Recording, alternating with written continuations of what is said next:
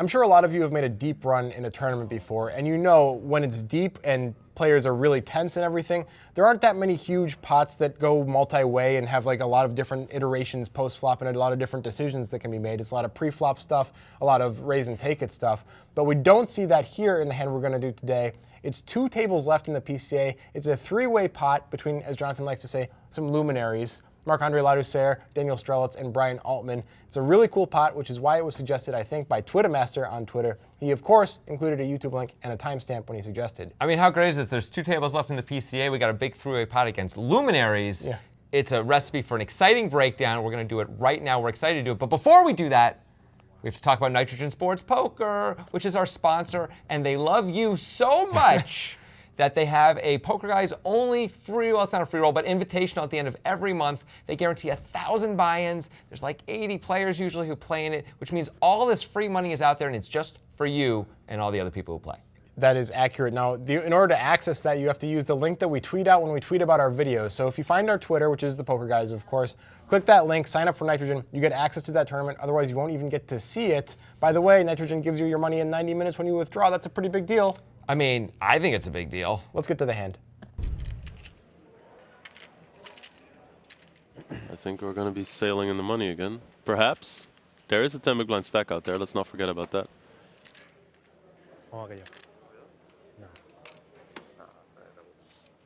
Marc-Andre starts the hand with 19 big blinds. Doesn't want to play for his whole stack. Just calls in position. Brian Altman in the big blind, 8-6 of spades. 60,000 to call, almost 400,000 in the middle. I want to get in on this sticker action.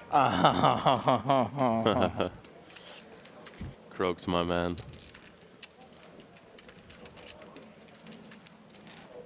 I can just send them all to you. That would be great. The ones that I have, yeah. Altman does come along for the ride. 450,000 in the middle. Jack, 9, 8, Queen 10, flops a straight. 90% favorite. Top pair for Ladouceur. Bottom pair for Altman. A little something for everyone. Danger, Will Robinson. Oh. Strelitz does not continue. Oh, man, this is trouble for Ladouceur. This is real trouble for Ladouceur. This is kind of when you think, okay, the pre-flop. All right, we want to stop it briefly after the flop here because of a couple of interesting decisions by our players here. So far, Brian Altman has had pretty obvious and easy decisions, but Strelitz and Marc-Andre Ladouceur have both made some weird decisions so far that might not be so explicable to everybody. Now, pre-flop, the decision by Marc-Andre Ladouceur is not exactly standard because he's got exactly 20 blinds and decides just to flat with the king-jack on the button. You're rarely going to see this from accomplished players. Marc-Andre definitely knows what he's doing. Very accomplished, So yeah. This is like on purpose. This isn't a mistake. He's thought about this. But still, most really good players are going to re-raise with this hand when the cutoff opens, especially a guy like Strelitz, who can be wide for sure. Queen 10 is a pretty good hand for Strelitz to have here, if anything. So it's really surprising with 20 blinds. Most players are going to 3-bet or fold this hand when they got 20 blinds, and they're usually going to 3-bet. Like mostly to all in or some version of all in. Yeah. Now, what Marc-Andre is probably thinking is that I'm a really good player. This is a really good structure. I have a skill advantage. I can play this hand in position. If I get called on any sort of 3-bet shove-ish type thing, because a 3-bet really is committing for Marc-Andre at this point. If I get called in a spot like this pre-flop, it's a disaster with king-jack. It's not good. I don't want to put myself in that high variance spot. I want to keep my 18 blinds if things don't go well in this hand, and maybe play post-flop and win because I'm Marc-Andre and I'm good. So I think that must be what he's thinking, right? Yeah, I think that's what it is. Having position is good with this hand against a relatively wide range, and folding is not a disaster later in the hand. My hand play, like 18 blinds plays basically the same as 20 blinds for the next hour or whatever anyway. So we get to the flop, and this is a good flop for Daniel Strelitz, I will say. It is quite a good flop, yet he checks 3 ways on a board that you would think hits your opponents relatively frequently. Now, in a practical vacuum, you're thinking, okay, betting this hand makes a ton of sense because I want to start putting chips in the pot. It's very likely that at least one of my opponents has something that they can continue with. But I think it's game theory reasons that makes Daniel Strelitz check here. I mean, it's a board-based check, we think, right? So, like, this is the kind of board where Strelitz doesn't have an obvious range advantage against his 2 opponents. He probably has at a range disadvantage against 2 opponents specifically. At best, it's range neutral, probably not. So this is the kind of board he would often check because he would often miss it and it would hit his opponents pretty well. So even though he hit it as hard as you could possibly hit it, he's still checking for deceptive purposes against his very good opponents. Right, and also to say, like, I'm the guy who's supposed to check on this board, and so I'm going to check on this board with this hand as well. Now, he's supposed to have this work out beautifully on the flop because Marc-Andre has flopped top pair with second kicker and has a pretty short stack, but Marc-Andre decides to check it back. This is strange. What is going on, Marc-Andre? You need to chill a little bit. I'm confused, though. It's really surprising with a hand this good in this spot, he doesn't bet. This is a wet board. It's a dynamic board. King-Jack may not be the best hand if we check, by the turn or river because bad cards can come. Turns out it's not the best hand now either. But you would expect it to be. You would think it's almost always the best hand as Marc-Andre, and that pot matters to you, man. There's like 7.5 blinds in there. It matters a lot to Marc-Andre's stack right now. Now, getting called is not a disaster. Getting raised, you're going to have to make a tough decision as Marc-Andre. Maybe folding is the best decision, maybe calling. I don't know. It depends on your opponent. But it seems standard to bet. Marc-Andre decides, in position, he's willing to see one of the very many possible scary turn cards and continue in the hand that way. I mean, we're in a three-way pot, not even a two-way pot. It's just really surprising. Is it possible he picked up strength on Strelitz and Maybe. checked? No, I mean, it That'd really be is. cool if it was. was. That would be super cool. Be super into that. It seems pretty standard to bet. Anyway, we're going 3 ways to the turn. Operator checks. Now let's try to extract the most money from the big blinds. Ooh, spade draw now. Now Altman with a spade draw. My goodness.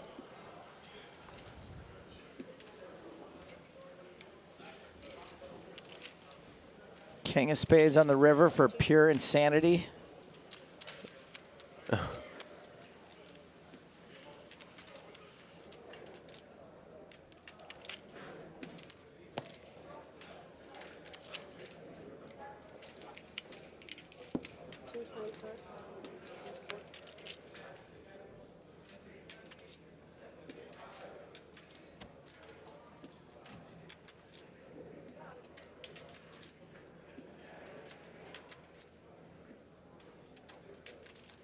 And that's a really safe card here for Marc-Andre. I wonder what he decides to do. I mean, if the preflop raiser delay bets this board, I mean, he's not going to have ace-king. So I'd be a little bit hesitant to just rip it in over this one.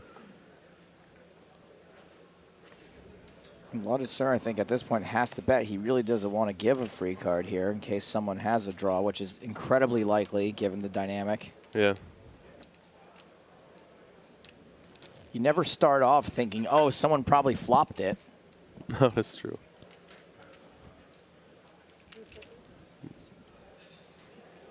$700. Whoa. There's the raise from Altman. This is turning ugly real fast. Oh my God, and this might save Ladouceur actually. Because Strelitz with a bet in and now to call. I mean, that's going to show so much strength. So, I mean, these would have to be 2 guys that are bluffing for Ladouceur to be good. You're not even talking about raising. You're just saying even a call here. Maybe Ladouceur doesn't put another chip in this pot. Yeah, I think he should be really scared here. Forget also not. All right, Yoda, slow down. No, but if you're if you're up against a big blind that raises this board, he has almost every single 2-pair combination. Right. Queen 10, 10 7. Yeah, now Marc-Andre's like, what? Yeah, what? But it still takes a lot of discipline because you're so short. And everyone is putting a lot of chips in this pot with Mihai Manole with just 10 big blinds. Yeah. There's the fold he from gets rid of it. Marc-Andre. Very nice. Crucial river card right now. King of spades. It is the king of spades. Wow, you called it. So Strelitz essentially has the exact same straight. Yeah. It's very difficult for this to have done it, but Strelitz, when Altman raises, part of his range is going to be 2 spades there, right? That's true, but he closes the action, and his pot outs are so good that check calling is fine too. So this was an aggressive move.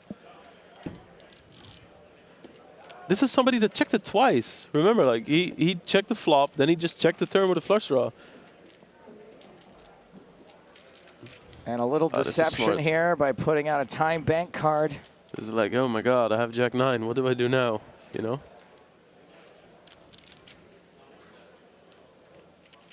Wow, this is sickness.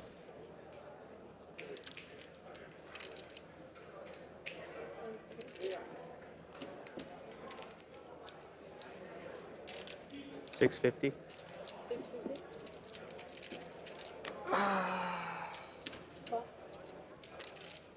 So sick.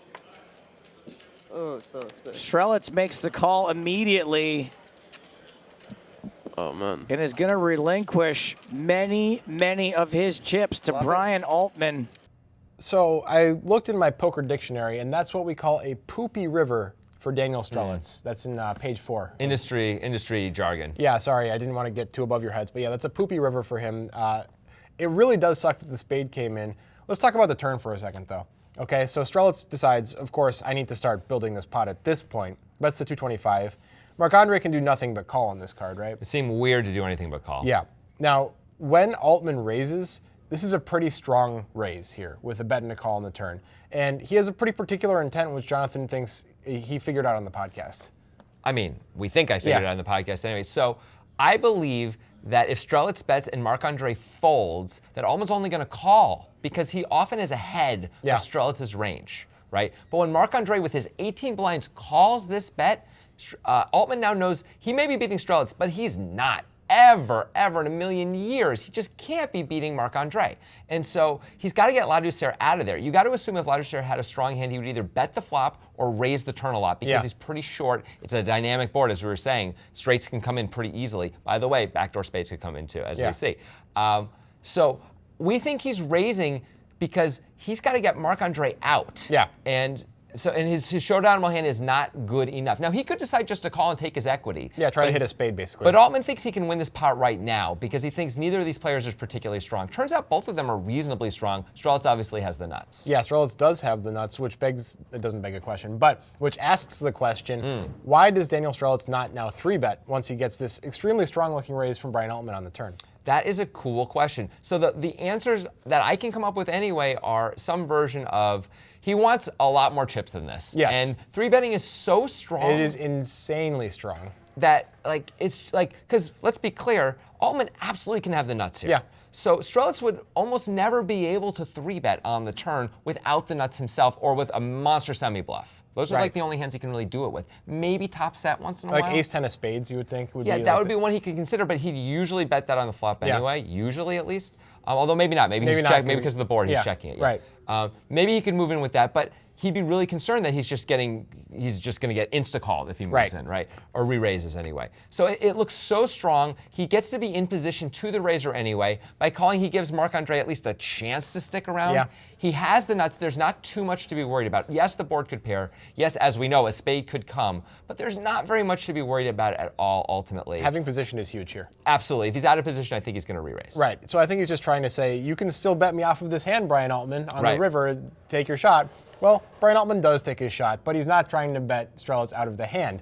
He bet 650 into 2 million on the river with about a pot-sized bet left once he makes his flush.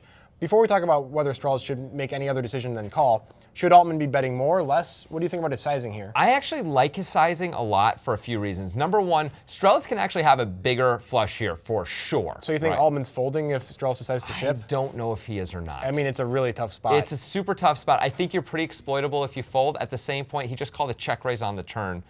Is he really exploiting the river? Yeah. It seems really unlikely that he'd be bluffing there. Now, we see people do it once in a while. So you think this is a little bit blockery? I think it's a little bit blockery, and it's combined with trying to get called by worse hands like sets, like straights, hands that are two pair, hands that maybe can talk themselves into a call mathematically. Right, versus if he goes for a pot-sized bet, I think Strelitz takes a much longer time, tanks, maybe even ends up folding because the spades came in, and how are you shoving now that the spades came in when Daniel Strelitz, can have spades as played very easily, right? Actually, spades are the thing that maybe make the most sense for Strelitz when he checks the flop and then bets and overcalls the turn. Right. So that would make me think as Strelitz, okay, you're shipping the river and I'm sitting here with a straight, I might have to fold, but 650, ooh, 650, so tasty. I mean, such a small amount compared to the pot. It's possible even that Altman has a set, let's say, and is trying to get value for a set, but doesn't want to, bet so much that he can only get called by better hands. Like a set and things of fours mostly. Yeah, and basically block with a set of fours. Like Queen 10 can absolutely still be ahead here, I think, when Altman bets 650. Yeah, and that's why I think Strelitz kind of is sad, looks sad, calls, and then confirms his sadness, knows he's sad. I think for 650, he pretty much has to call. If it was a bigger bet, it would have been a much more interesting decision. But yeah, I know the spade came in, but at this point, I think you just got to put the chips into Strelitz, even though it sucks. I mean, the plan was clearly to, like, we didn't 3-bet the turn to Strelitz, right? Yeah. We called so that way we could induce on the river. That's what we were trying to do. We were trying not to scare him off. We're going to raise the river if the board doesn't pair and if a spade doesn't come. Okay, those things happen, fine. We don't have the nuts anymore. I think it's clearly an insta call. I'm glad he makes it really quick. I think Brian Altman did choose really good sizing, as you're saying. And I also think Marc-Andre lost definitely the minimum post-flop, although he could have really just won it pre-flop. He could have won a pre-flop, yeah. And by the way, if Marc-Andre bets the flop, guess who gets to win this one? Mr. Strelitz. Strelitz wins for sure. Okay, lots of things happened in this hand. Lots of decisions everyone made that were interesting. What do you think about Marc-Andre Laducerre's decisions, both pre-flop and even more so, I think, on the flop? Do you like those decisions? Do you like him checking back on the flop with top pair, good kicker? I don't think I do. Very interesting. He did ultimately save a huge amount of money by doing it that way, so good on you, Mark. What do you think about Daniel Strelitz deciding to check the flop and only call with the nuts on the turn when he gets raised? And then, by the way, calling the river as well when the spade comes in. And finally, Altman's decision to check raise turn. And of course, he does get there, so that makes it a little easier. But his sizing on the river is interesting. What do you think about it? Do you agree with us? Do you disagree with us? Let us know in the comments. And what do you think about our podcast? That's what you should be thinking about, actually, because we have a podcast where we go way more in depth on this hand and many other hands. We actually have 2 podcasts a week and 1 video a week, so you're missing out on 1 breakdown a week if you're just watching the videos. By the way, in the podcast, we spend 45 minutes to an hour on these hands rather than the 8 or 9 minutes of analysis we do here. So if you really want to get granular, get in depth, you got to check out the podcast. It's the Breakdown Poker Podcast with the Poker Guys. Find it on your favorite podcast app. Indeed. And if you like this video, make sure you like and subscribe to this YouTube channel.